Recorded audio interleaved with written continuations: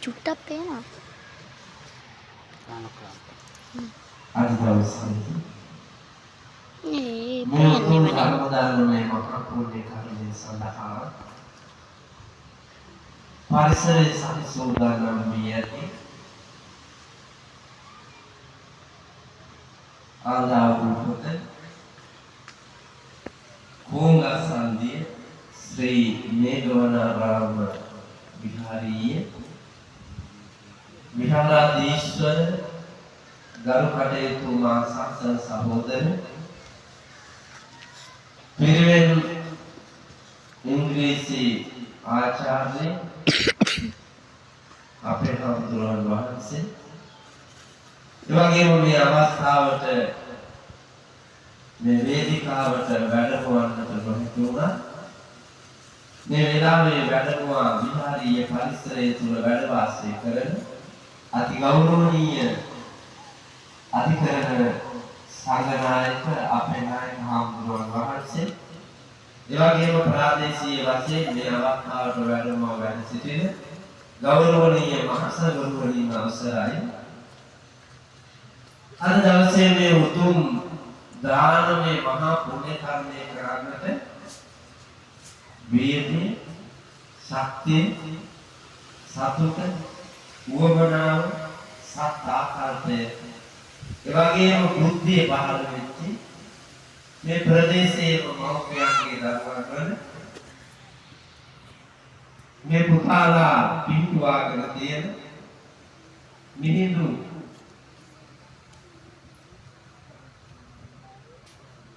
තරුණ සුබසාධක සංගමේ නිලධාරී මහත්වරුන් සමාජික මහත්වරුන් ඇතුළු සත්පුරුෂ පිරිසින් සතර පෙරුවේ දායකකාරකාදී පින්වතුනි පින්වතියන් ධර්ම ශ්‍රවණ විලාසීව මේ අවස්ථාවට සම්බන්ධ වී සිටින සත්පුරුෂ කාරුණික පින්වතුනි පින්වතියන් ආදා උල්පත මා කල්යාණ මිත්‍ර දෙවද ව්‍යාපාරික අපේ සුගතමාලි අපේ අම්මා පවුලේ සහලේ තාත්ති මෙතන ඥාතීන් ඇතුළු මෙතනට පේන හොඳට සම්බන්ධ වූ පින්වතුනි තුනුරුවන් ගුණදත්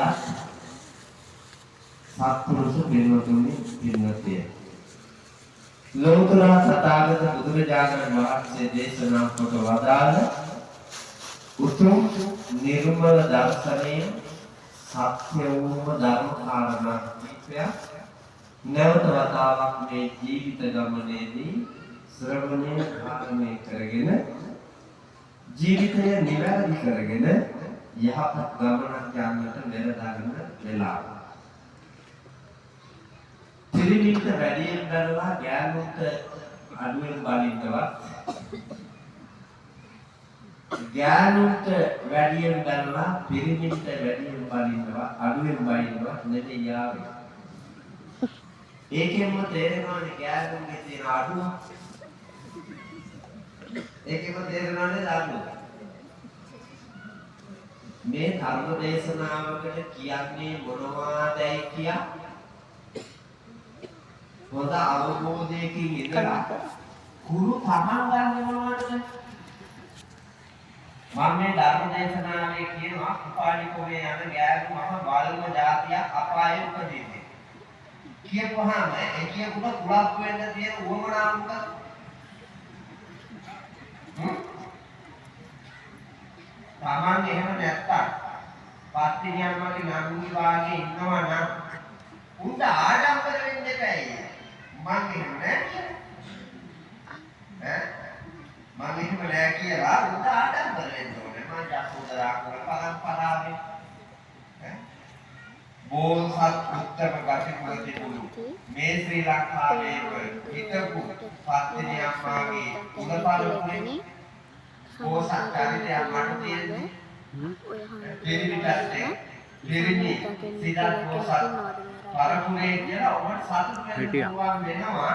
ඔබ නිවැරදි නම් වැරදි නම් ඒ වරද හදාගන්න.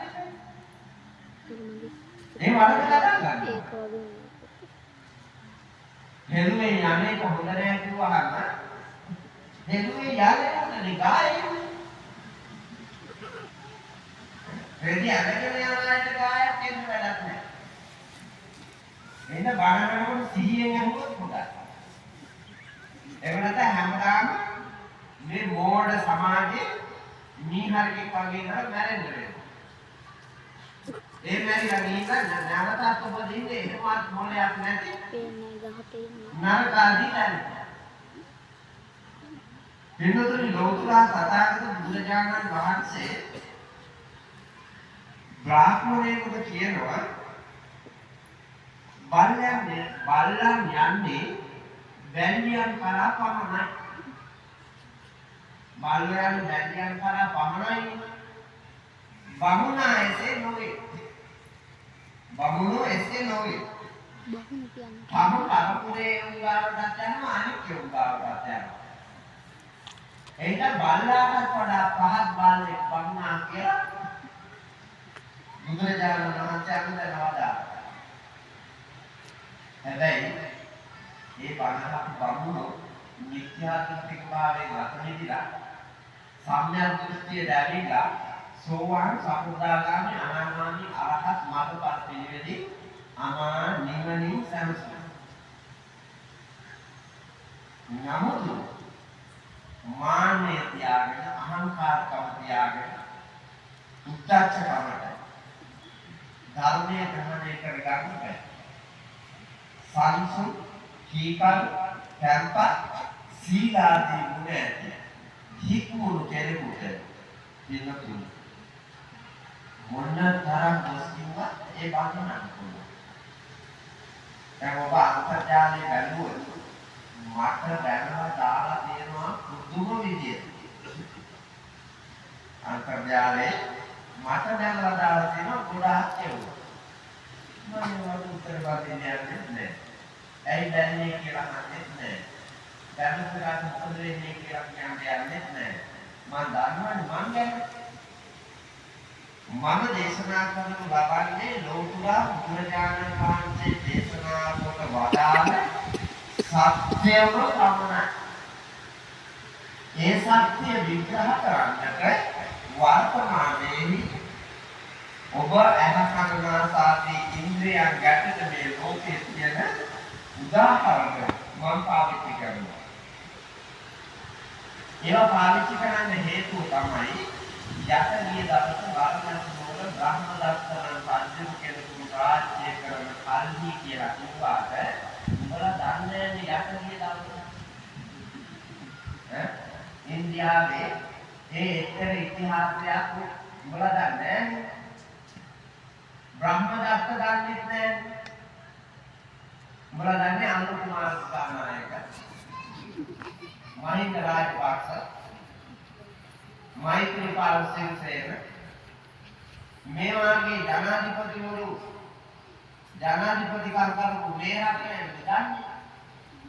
ඒ තමයි මෙදවස මේ ශ්‍රී ලංකා ද්වීපයේ සිද්ධ වෙන දේවල් මේ ශ්‍රී ලංකා ද්වීපයේ මෑත ඉතිහාසයේ සිද්ධ වෙන දේවල් ඔබට මට අපිට ගැළපෙන්නේ.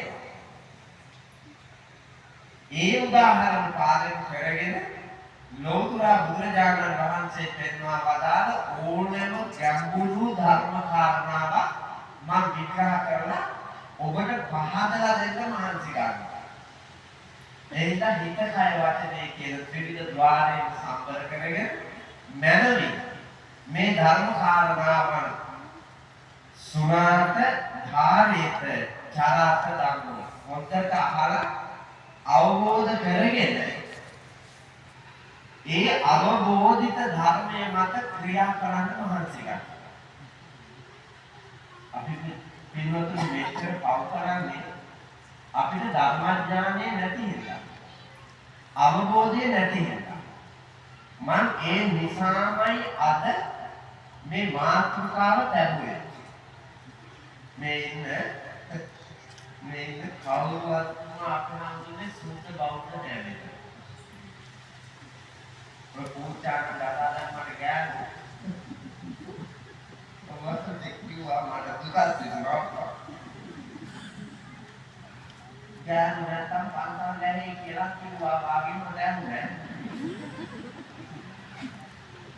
හාමුදුරුවෝගේ සිවුරු ගලවලා මිනිහා කොමට අරන් පැනලා ගියා නම් ගියේ හාමුදුරුවෝ ගෑණි අපිස මේ ලංකාවේ එක පිළිමයක්වත් හාමුදුරුවෝ පාරන්නේ.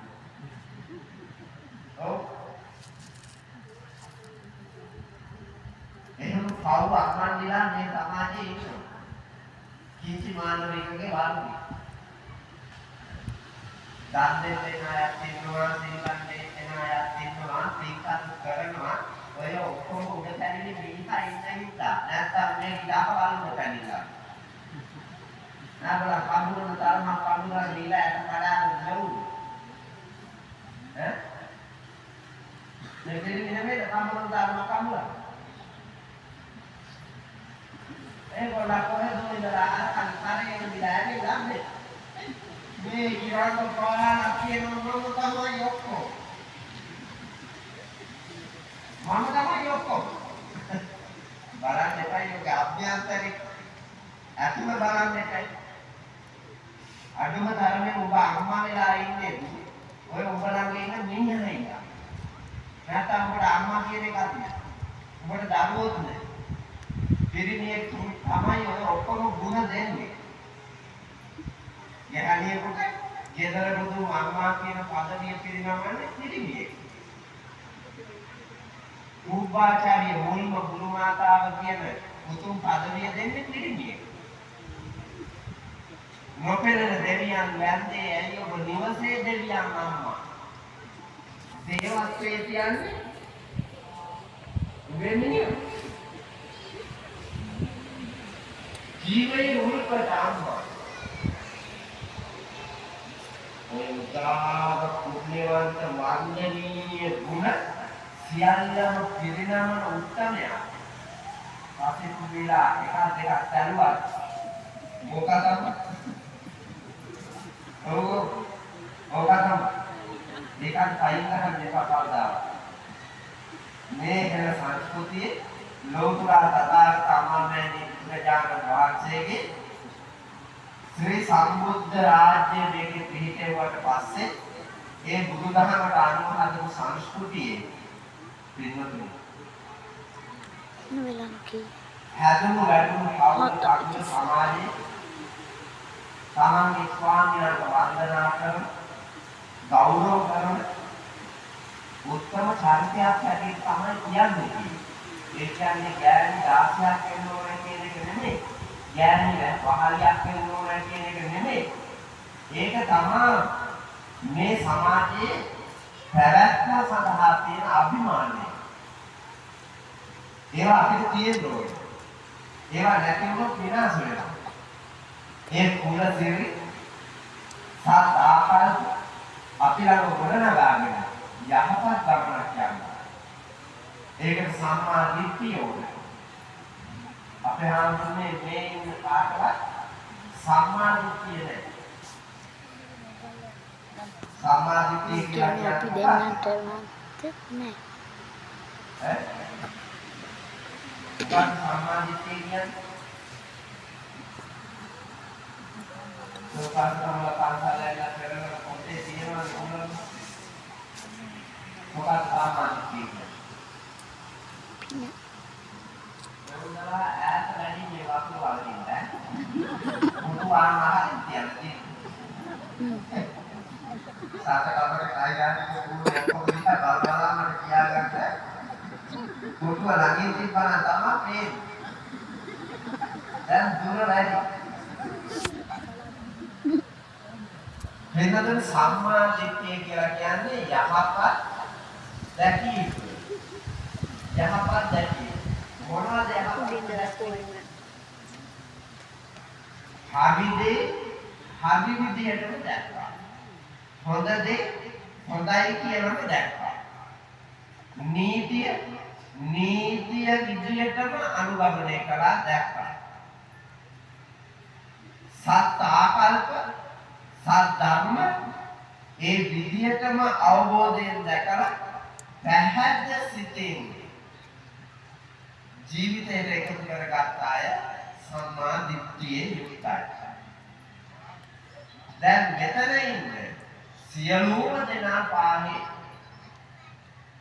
මිත්‍යා දෘෂ්ටිකයි.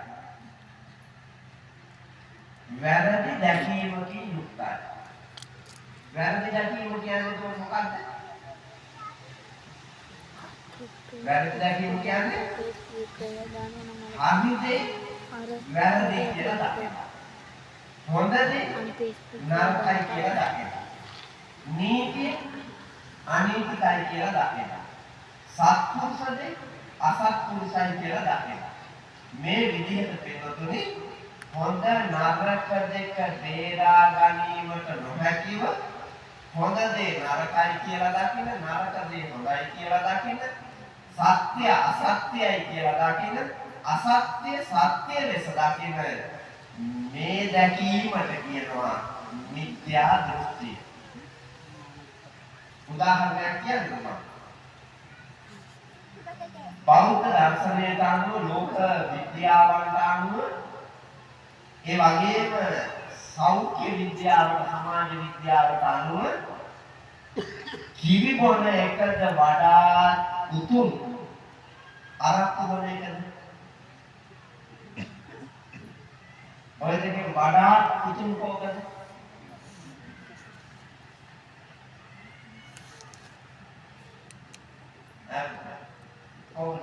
අපට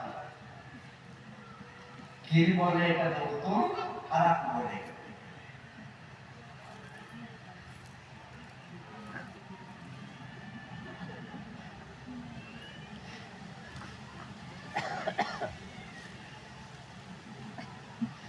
බාලකයි මොකද හිතෙන්නේ? කිරි මණ්ඩලේ ආයිති කාර්යය. මොකද හිතෙන්නේ? මොකද හිතෙන්නේ? ඒකට උත්තරයක් දී ගන්න ලේසියෙන් ගන්න මම දන්නවා. ඇයි? අපි මිත්‍යා දෘෂ්ටික වෙන්න නිසා. කිරි මොන එක තමයි ලක්පටි ලාමක ලදරුවාගේ ඉඳලා වයෝවෘද්ධව මිය යන්නේ නාකියා දක්වා සමස්ත මානව ලෝකයේ සත්ත්ව ලෝකයේ පැවැත්ම සඳහා උචිත ශ්‍රේෂ්ඨ කිරිමෝනේ පෝෂණය මනාව සෞඛ්‍ය මනාව පවත්වාගෙන යමි ජීවිතයේ දීර්ඝායුෂ සම්පත්තියක් වින්දනය කොට සමාජ ගෞරවයේ කීර්තිය අභිමානයේ සලසාගෙන පෞනේ කන්දේ සමගිය ඇති කරගෙන ධනය විනාශ නොකොට